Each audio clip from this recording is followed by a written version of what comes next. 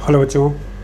बेटा आज आप लोगों को जो लक्ष्य सीरीज है जिसमें मैंने लास्ट क्लास में आपको बताया था कि लॉजिक गेट्स पे कितने क्वेश्चंस आए हुए हैं। सेमीकंडक्टर और लॉजिक गेट्स ये पूरा जो टॉपिक है इससे लगभग पिछले 15 सालों में 52-53 क्वेश्चंस पूछे गए बेटा, जिसमें से 15 क्वेश्चन सिर्फ लॉजिक गेट से पूछे गए और आप समझ सकते हैं कितना लॉजिक गेट इंपॉर्टेंट है। उसके सारे कॉन्सेप्ट मैं आपको बता चुका हूँ 15 से 20 मिनट के एक लेक्चर में। आज जो बाकी उसके क्वेश्चंस बनते हैं, मैंने आपको बताया सिर्फ 3 टॉपिक हैं जिस पे सारे क्वेश्चन पूछे गए। एक तो आपका लॉजिक गेट हो गया, दूसरा आपका होता पीएन जंक्शन डायोड, और तीसरा आपका है ट्रांजिस्टर। वो भी ट्रांजिस्टर में सिर्फ एक टॉपिक जिसको कहते हैं आप कॉमन एमीटर कॉन्फ़िगरेशन। ठीक है, सिर्फ उस पर क्वेश्चन पूछे गए, तो आप ध्यान रखिएगा। ट्रांजिस्टर में कॉमन एमीटर आपका, और पीएन जंक्शन में आपका थोड़ा सा थियोरेटिकल है कि वो फॉरवर्ड बायसिंग कब होगी, रिवर्स किसको कहेंगे, पी टाइप सेमीकंडक्टर कैसे बनाते हैं, एन टाइप कैसे बनाते हैं, आपका पोटेंशियल बैरियर क्या है, और जो आपका पोटेंशियल बैरियर फॉरवर्ड बायस में घटेगा बढ़ेगा, या उसकी जो डिप्लेशन लेयर है उसकी ब्रेथ जो है इंक्रीज करिए या डिक्रीज करेगी, इस पर क्वेश्चन पूछे गए। और पीएन जंक्शन के आपके 4 एप्लीकेशन हैं जिसमें आपने एक तो रेक्टिफायर पढ़ा हुआ है, दूसरा आपका जेनर डायोड, तीसरा आपका है आपका फोटो डायोड, और आप चौथा आपका है सोलर सेल। तो 4 हैं इस पर। ठीक है, तो इसमें जेनर डायोड पे तो क्वेश्चन नहीं आए हुए हैं, बाकी 3 पे आए हुए क्वेश्चन हैं। तो पीएन जंक्शन के एप्लीकेशन पे 6 क्वेश्चन आए हैं। फॉरवर्ड बायस और रिवर्स बायस और उसका डिप्लेशन लेयर ये मिला करके लगभग 14 क्वेश्चन आए हैं। मतलब आपका पीएन जंक्शन पे सिर्फ 20 क्वेश्चन है पिछले 15 सालों में। ठीक, और 10 क्वेश्चन आपका ट्रांजिस्टर पे आए हैं। तो ये जितना बोर्ड पे लिखा हो, अगर इतना आपको याद है तो आपके ये समझिए 30 क्वेश्चन लगभग कवर करते हैं, है ना। और 15 क्वेश्चन मैंने आपको बता दिया था उधर लॉजिक गेट से, तो 45 हो गए, और 2-4 छोटे क्वेश्चन इसी में से पूछे गए हैं। बात समझ में आ गई। तो चलिए इसको समझते हैं। आज का जो टॉपिक है बेसिकली वो पीएन जंक्शन और ट्रांजिस्टर के बारे में। ठीक है, तो इसको देखते हैं क्या बेटा क्या लिखा हुआ बोर्ड पे, इसको पहले आपको मैं समझा दूँ। पीएन जंक्शन है, इसका ये एप्लीकेशन 4 है, rectifier, Zener diode, photo diode and solar cell. इस पे लास्ट में अभी मैं 2 मिनट डिस्कशन करूँगा। अब पीएन जंक्शन को 2 तरीके से फॉरवर्ड बायस और रिवर्स बायस में जोड़ते हैं। क्या क्या लिखा हो वो समझाऊंगा। और ये ट्रांजिस्टर के जो फॉर्मूले जिस पे क्वेश्चन पूछे गए वो फॉर्मूले हैं। सबसे पहले तो पीएन जंक्शन जो होता है बेसिकली पी टाइप सेमीकंडक्टर और एन टाइप सेमीकंडक्टर को ज्वाइंट करके बनाया जाता है। ठीक है, अब पी टाइप सेमीकंडक्टर का क्या होता है, कैसे बनाया जाता है, ये ध्यान से सुनिए आप। जो सेमीकंडक्टर होता है जैसे जर्मेनियम है और सिलिकॉन है, बेसिकली इन्हीं 2 के बारे में आपको पढ़ना है। तो ये दोनों सेमीकंडक्टर जो प्योर फॉर्म में मिलता है इसको हम लोग कहते हैं इंट्रिंसिक सेमीकंडक्टर। और जब इसमें किसी बाहर का मिलावट कर देते हैं, जिसको फिजिक्स के लैंग्वेज में लोग डोपिंग कहते हैं, तो मिलावट करने के बाद या डोपिंग करने के बाद जो सेमीकंडक्टर बनता है उसको कहते हैं एक्सट्रिंसिक सेमीकंडक्टर।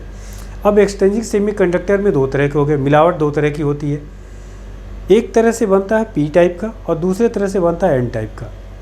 अगर जो आप मिलावट जिसका कर रहे हैं आप, वह अगर आपका जो है ट्राईवैलेंट है, आपका ट्राईवैलेंट तो जैसे आपका एल्युमिनियम है, तो एल्युमिनियम को जब किसी प्योर सेमीकंडक्टर, जो भी सेमीकंडक्टर है प्योर जैसे सिलिकॉन और जर्मेनियम, इनके आउटर मोस्ट ऑर्बिट में कितने इलेक्ट्रॉन होते हैं, 4। ठीक, जब उसमें ट्राईवैलेंट मिलाते हैं मतलब 3 वाला, तब उस केस में जो सेमीकंडक्टर तैयार होता है उसको हम लोग कहते हैं पी टाइप सेमीकंडक्टर। और अगर जर्मेनियम और सिलिकॉन में आप पेंटावैलेंट मिलाते हैं तब जो सेमीकंडक्टर आपको तैयार मिलेगा उसको हम कहते हैं एन टाइप सेमीकंडक्टर। ठीक है, अब ध्यान रखिएगा एन टाइप सेमीकंडक्टर में जो कंडक्शन का काम करता है वो बेसिकली एन का मतलब क्या होता है बेटा, नेगेटिव। ये ध्यान रखिएगा आप लोग समझने के लिए, एन का मतलब नेगेटिव। और इसमें पेंटावैलेंट मिलाने से ये तैयार होता है। पेंटावैलेंट की एग्जांपल आर्सेनिक है और आपका एंटीमनी है। पेंटावैलेंट का मतलब आउटर मोस्ट ऑर्बिट में कितने इलेक्ट्रॉन होते हैं, 5। तो 4 तो इसके सिलिकॉन या जर्मेनियम के साथ बॉन्डिंग कर लेते हैं, और एक्स्ट्रा जो इलेक्ट्रॉन बचते हैं वह बेसिकली जो चार्ज कैरियर का काम करते हैं। ठीक है, तो इसका मतलब जब आपने इम्प्योरिटी मिलाई पेंटावैलेंट, इसका सीधा मतलब होता है आपने इलेक्ट्रॉन एक्स्ट्रा उसको दे दिया। ठीक है, तो इसलिए ये एन टाइप में जो मेजॉरिटी चार्ज कैरियर होते हैं वो इलेक्ट्रॉन होते हैं, और माइनॉरिटी चार्ज कैरियर ध्यान रखिएगा वह होल होते हैं। और ये आपका पी टाइप कैसे बनता है, इसमें ट्राईवैलेंट मिलाते हैं। जैसे एल्युमिनियम है और इंडियम है। जब ट्राई वैलेंट मिलाते हैं इसका मतलब आपने उस सिलिकॉन या जर्मेनियम में होल्स प्रोवाइड कर दिया। होल कैसा हम लोग मानते हैं बेटा उसको, इक्विवेलेंट टू पॉजिटिव चार्ज। तो इसका मतलब P फॉर पॉजिटिव, और पॉजिटिव का मतलब क्या होगा, होल। तो इसमें जो मेजॉरिटी चार्ज कैरियर होते हैं P टाइप में वह होल होता है, और माइनॉरिटी चार्ज कैरियर क्या होता है बेटा, इस वाले केस में वह आपका इलेक्ट्रॉन होता है। तो ये ध्यान रखना है, इस पे क्वेश्चन पूछे गए। ठीक, कब कैसे P टाइप बनता है, कैसे N टाइप, किस में चार्ज कैरियर माइनॉरिटी कौन होता है, मेजॉरिटी क्या होता है। ठीक है, अब जब आपका P और N टाइप का बन गया तो इसको ज्वाइन करते हैं जिसे PN जंक्शन कहते हैं। जब P टाइप और N टाइप, ये समझिए थोड़ा सा, N टाइप में मेजॉरिटी चार्ज कैरियर क्या है, इलेक्ट्रॉन। तो देखिए इलेक्ट्रॉन को डार्क सर्किल से रिप्रेजेंट किया गया है, तो इलेक्ट्रॉन जहाँ से निकले वहाँ पॉजिटिव आयन बना। इसी तरह P टाइप में यह हॉलो सर्कल जो है यह होल्स को रिप्रेजेंट कर रहा है, और ये उसी का उल्टा है यहाँ आपके नेगेटिव आयन से। जैसे इनको आप ज्वाइन करते हैं तो ये जो इलेक्ट्रॉन्स हैं और होल एक दूसरे की तरफ बढ़ते हैं, डिफ्यूज़ होते हैं, और यहाँ से डिफ्यूज़ होकर के इलेक्ट्रॉन और होल्स ख़त्म हो जाते हैं। तो इस N टाइप में जब इलेक्ट्रॉन ख़त्म हो गए तो बचा क्या यहाँ पे, सिर्फ पॉजिटिव आयन, और होल जब ख़त्म हो गया तो यहाँ बचा आपका नेगेटिव आयन। तो इस जो आपका जंक्शन है इसके दोनों साइड में जो मोबाइल चार्ज कैरियर है, मोबाइल कौन हो रहा है, होल और इलेक्ट्रॉन, ये तो फिक्स हैं सब, ये आपके ख़त्म हो जाते हैं। इसी रीजन को हम क्या कहते हैं, डिप्लेशन लेयर या depletion region. The region on both side of junction in which the mobile charge carrier are depleted are absent. तो ये इसको कहते हैं डिप्लेशन लेयर। इस पे जो अब देखिए यहाँ पॉजिटिव चार्ज, यहाँ नेगेटिव, तो एक अंदर इलेक्ट्रिक फील्ड डेवलप हो जाती है, इंटरनल EI, जो पॉजिटिव से नेगेटिव की तरफ होगा। तो ये आपका इंटरनल इलेक्ट्रिक फील्ड हो गई।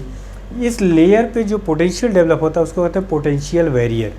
और ये रीजन जो होता है, जो ये पतली एक होती है बहुत, और ये लगभग 1 माइक्रोन का होता है डिप्लेशन लेयर। ठीक है बेटा, तो ये हो गया P टाइप और N टाइप। अब सर्किट में इसको दो तरह से जोड़ते हैं, फॉरवर्ड बायस और रिवर्स बायस। फॉरवर्ड बायस में ये P फॉर अभी आपको बताया था पॉजिटिव, पॉजिटिव वाले को जो बैटरी के पॉजिटिव से या हायर पोटेंशियल, N को नेगेटिव से या लोअर पोटेंशियल से जब आप अटैच करते हैं इसको फॉरवर्ड बायस करते हैं। बात समझ में आ गई। अब देखो इस बैटरी की वजह से एक्सटर्नल फील्ड तो ये बाहर इधर हो गई, इंटरनल इधर हो गई, एक दूसरे का अपोज कर रही है फील्ड। ठीक है, तो इस केस में पोटेंशियल बैरियर फॉरवर्ड बायसिंग में रिड्यूस होता है, breath of the depletion layer decrease करती है। याद रखिएगा, सब पे क्वेश्चन पूछे गए। Junctions provide small resistance. ये जंक्शन जो होता है PN junction in forward bias provides small resistance, या कह सकते हैं वेरी स्मॉल रेजिस्टेंस। बात समझ में आ गई। अगला आता है आपका रिवर्स बायस। रिवर्स बायस में उल्टा, P को नेगेटिव से और N को पॉजिटिव से अटैच करते हैं, या हायर पोटेंशियल से, इसको रिवर्स बायस करते हैं। अब कभी कभी सर्किट ऐसे ना बना हुआ होता बेटा, ऐसे बना होता है। ये ट्रायंगल जो होता है ये P को रिप्रेजेंट करता है, ये जो स्ट्रेट लाइन ये N को रिप्रेजेंट करती है। देखो P को ये नेगेटिव टर्मिनल से और N को पॉजिटिव से, रिवर्स बायस का सिंबल हो गया। इसी तरह से फॉरवर्ड बायस को ही बना सकते हैं आप। इसको अगर हम बड़ा डंडा कर दें, इसको छोटा कर दें, फॉरवर्ड बायस हो गया आपका। ठीक है, या कभी कभी ऐसे ही बना, पूछा गया आपके नीट में सवाल बेटा, यहाँ पे मान लीजिए आपने इसको P को अटैच कर दिया -2 वोल्ट से और N को अटैच कर दिया -3 वोल्ट से। ठीक, अब बताइए ये फॉरवर्ड बायस है या रिवर्स बायस, ये क्वेश्चन पूछा गया। तो इसमें ये चेक करते हैं बेटा, P हायर पोटेंशियल -2 वोल्ट अधिक है या -3, -2, तो P जब हायर वोल्टेज पे होगा और N लोअर वोल्टेज पे तो फॉरवर्ड बायस। तो ये आपका फॉरवर्ड बायस में, अगर मैं -3 यहाँ लिख दूँ और -2 यहाँ लिख दूँ तो रिवर्स बायस में हो जाएगा। बात समझ में आ गई। बाकी ये प्रॉपर्टी जो लिखी है इसमें उल्टी हो जाएंगी। यहाँ पे पोटेंशियल बैरियर रिड्यूस हो रहा था, यहाँ इंक्रीज करेगा। यहाँ पे डिप्लेशन लेयर जो है, यहाँ पे बेसिकली अपोजिट फील्ड क्या होता है, एक दूसरे के अपोजिट लगती है जब फील्ड, तो ये डिप्लेशन लेयर को कॉम्प्रेस कर देती है, घट जाता है। और इस केस में क्या होता है, बढ़ जाता है। यहाँ वेरी स्मॉल रेजिस्टेंस प्रोवाइड करता है, यहाँ पे लार्ज रेजिस्टेंस प्रोवाइड करता है। बात समझ में आ गई। अब आते हैं ट्रांजिस्टर पे बेटा। ट्रांजिस्टर पे बेसिकली 3 जो सेमीकंडक्टर हैं उनको जोड़ा जाता है, जैसे NPN या PNP, 2 तरह के होते हैं। मान लीजिए NPN हमने बना रखा है, इसमें जो बीच वाला होता है इसको बेस बोलते हैं, और ये हमेशा पतला होता है, थिन एंड लाइटली डोप्ड होता है, इसमें जो डोपिंग होती है बहुत इस्तेमाल की गई होती, और ये क्वेश्चन आपके नीट में पूछा भी गया है। ठीक है, तो याद रखिएगा ये जो बीच वाला ये थिन होता है और लाइटली डोप्ड होता है। ठीक, ये लिखा हुआ आपका। अब इसमें जो है कॉमन एमीटर जो ट्रांजिस्टर है, इसमें 3 तरह के चीज़ें आपको पढ़नी है।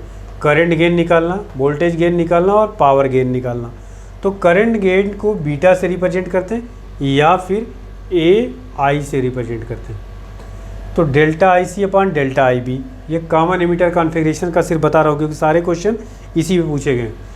तो output current upon input current, ये इसलिए पूछा गया बेटा प्रैक्टिकली कॉमन एमीटर कॉन्फ़िगरेशन ही यूज़ करते हैं। तो output current upon input current dealt, और आउटपुट कहाँ पे लेते हैं? कलेक्टर पे लेते हैं, और इनपुट किस पे देते हैं? बेस पे देते हैं। ठीक है, इसको ऐसे ही बनाया जाता है बेटा कॉमन एमीटर कॉन्फ़िगरेशन को, आपने पढ़ा होगा। ये बेस हो गया, ये आपका कलेक्टर हो गया, ये अमीटर ई हो गया। इसकी अर्थिंग ये आपका यहाँ से करंट आई, ये सी होता है, ये बेस होता है, ये आपका ऐसे ही बनाया गया होगा। ठीक है, ठीक है। तो करंट गेन मतलब आउटपुट किस पे लेते हैं बेटा? इस पे, और यहाँ पे आपका क्या होता है?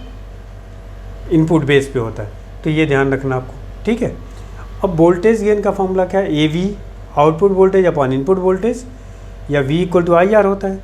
तो आई सी, क्योंकि आउटपुट किस पे लेते हैं? कलेक्टर पे, I C R L, R L का मतलब load resistance, upon I B R I, I का मतलब क्या होता है? Input resistance. और ये देखिए आई सी अपॉन आई बी, ये इसको आप बीटा भी कह सकते हैं। तो beta R L upon I B R I हो गया, या A V equal to G M into R L. G M को क्या बोलते हैं? Transconductance. इस पे आपके नीट में 2 या 3 बार क्वेश्चन पूछा गया सिर्फ इस पे। तो याद रखिएगा जी एम को क्या बोलते हैं बेटा? Transconductance. तो A V equal to G M into R L. Next आपका पावर गेन, पावर गेन को ए पी से रिप्रेजेंट करते हैं, output power upon input power, या beta square upon R L upon R I. इसको लिख सकते हैं beta into beta R L upon R I को देखो ए वी लिख सकते हैं। तो ए वी आपका हो गया। ये आपका ट्रांजिस्टर का कॉमन एमीटर कॉन्फ़िगरेशन आपसे बार बार पूछा गया क्वेश्चन, 10 टाइम्स सवाल पूछे गए और सिर्फ इन्हीं फॉर्मूलों पे पूछे गए बेटा, इसलिए ये आपको याद होना चाहिए। ठीक है, अब थोड़ा सा और आपको समझाते हैं इसके एप्लीकेशन पे क्या चीज़ें पूछी गई हैं बेटा पीएन जंक्शन पे।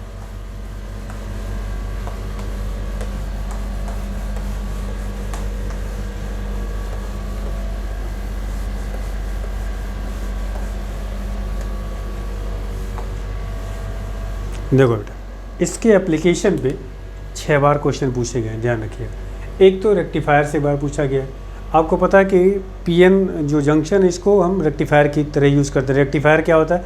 Rectifier is a device by which we can convert alternating current into direct current. अगर आपने एक ही, जैसे ये आपका एसी का आपको पता है कि किस तरह से करंट होता है या वोल्टेज होता है, ये होता है उसका ग्राफ। अगर आपने एक पीएन जंक्शन को सर्किट में जोड़ा है तो वह इसके आधे सिग्नल को ही कन्वर्ट करता है।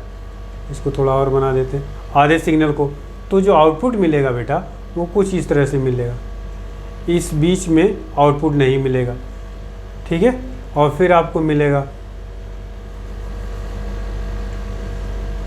ये, इस बीच में मिलेगा, फिर आपको रुक रुक करके करंट मिलती है। ठीक है, और जब 2 आप पीएन जंक्शन अटैच कर देते हैं तो उस केस में इस सिग्नल को भी वो कन्वर्ट कर देता है और इसको भी कर देता है इसको, तो आपको करंट कंटिन्यूअस मिलती है। तो अब आपको देखना पड़ेगा कि सर्किट में एक डायोड जुटा हुआ है या 2। कभी कभी 2 जुड़े होंगे, तो एक फॉरवर्ड बायस में होगा तो दूसरा रिवर्स में, फिर दूसरा फॉरवर्ड में, पहला रिवर्स में। तो इस तरह से पूरे वोल्टेज या इनपुट सिग्नल्स को वो आउटपुट में कन्वर्ट कर देता है। इस पर क्वेश्चन पूछा गया है रेक्टिफायर पे। फिर आपका इस पे फोटो डायोड और सोलर सेल पे ग्राफ है बेटा, ग्राफ भी पूछा गया। सोलर सेल का ग्राफ कुछ ऐसे है, ये आपका करंट है और इधर आपका वोल्टेज है। ग्राफ कुछ ऐसे पूछा गया, ये पॉइंट ए है, ये पॉइंट बी है। ठीक है, इस पॉइंट को क्या कहते हैं? Short circuit current. ठीक है, इसको कहते हैं open circuit voltage, open circuit voltage. ठीक है, क्योंकि ये वोल्टेज एक्सिस पे है, करंट एक्सिस पे। ये आपका सोलर सेल का ग्राफ है। Solar cell.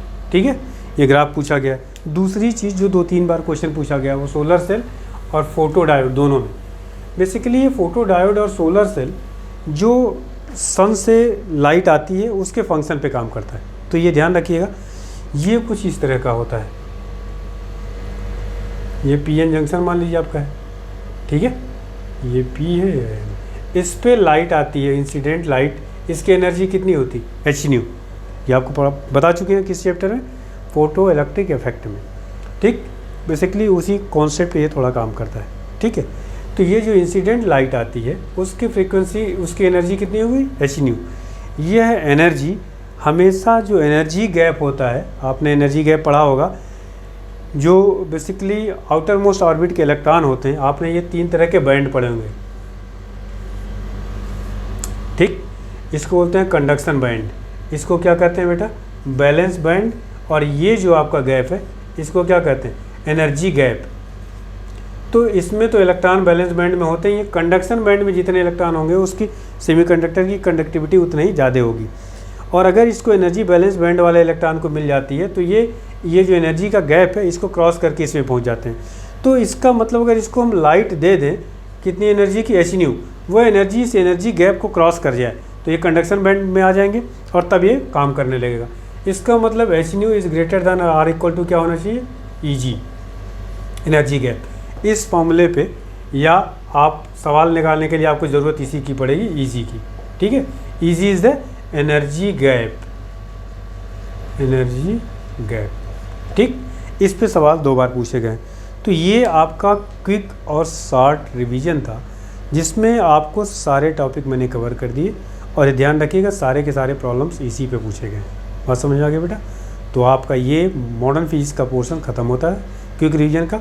अगला जो स्टार्ट करेंगे बेटा वह आपका होगा ऑप्टिक्स से। ठीक है, रे ऑप्टिक्स पहले, फिर उसके बाद वे ऑप्टिक्स। और रे ऑप्टिक्स में आपको पता है प्रिज्म सबसे इंपॉर्टेंट है, तो पहले प्रिज्म आपको शुरुआत करेंगे। ठीक है, थैंक यू।